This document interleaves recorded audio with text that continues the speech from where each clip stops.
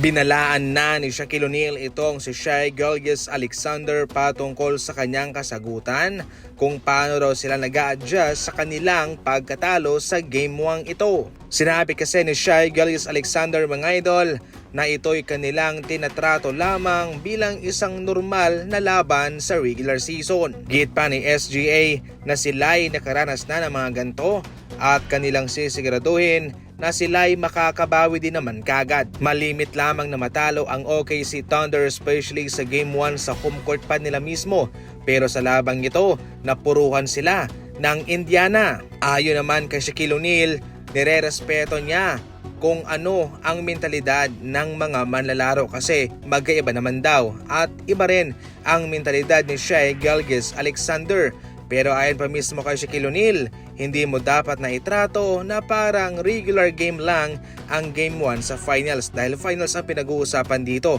Kinakailangan mong pag-igihan ang paglalaro mo, maiwasang matalo sapagkat finals na ang pinag-uusapan. Hindi mo alam kung ikaw ay makakabalik pa dito. Kaya hanggat nandito ka pa, nandito ang team ninyo, pagbutihan nyo at magseryoso kayo. Hindi nyo dapat natratuhin na ito'y isang normal na laban lamang. When you've had games that have slipped through your fingers in these playoffs, you've found a way to come back.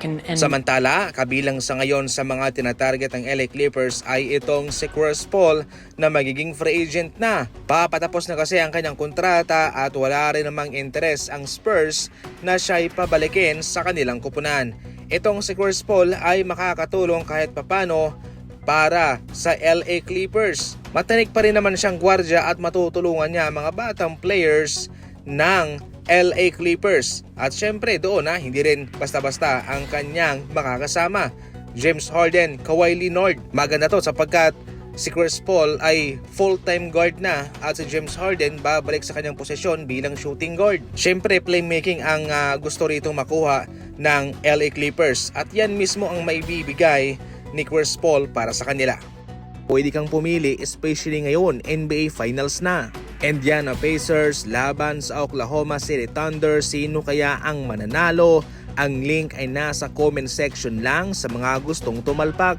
Gamitin ang promo code na nasa comment section lang din. Sa mga first timer, malaking bonus ang naghihintay sa inyo. Samantala, isa rin po sa mga matunog sa ngayon na kukunin ng Golden State Warriors sa NBA Draft ay itong si LJ Cryer, isang point guard na sniper sa 3-point line. Sa mga mock draft sa ngayon, itong si LJ Cryer ay malabong mapili sa NBA Draft.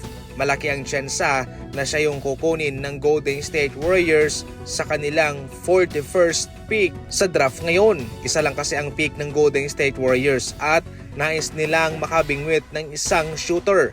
Hindi pa rin naman pinababayaan ng Golden State Warriors ang kanilang shooting, especially sa 3-point line. Hindi na muna sila pipili ng mga big man sapagkat marami pa silang mga batang center sa kanilang kupunan. Itong si LJ Cryer ay nag-a-average ng at least 42% na shooting sa 3-point line sa Universidad ng Houston. Iiwasan na nga ho mag-small ball lineup ng Golden State Warriors sa susunod na season. Ngunit hindi nangangahulugan na kanilang pababayaan na lamang ang kanilang shooting, especially sa pagkuha ng mga panibagong sniper para sa kanilang kupunan.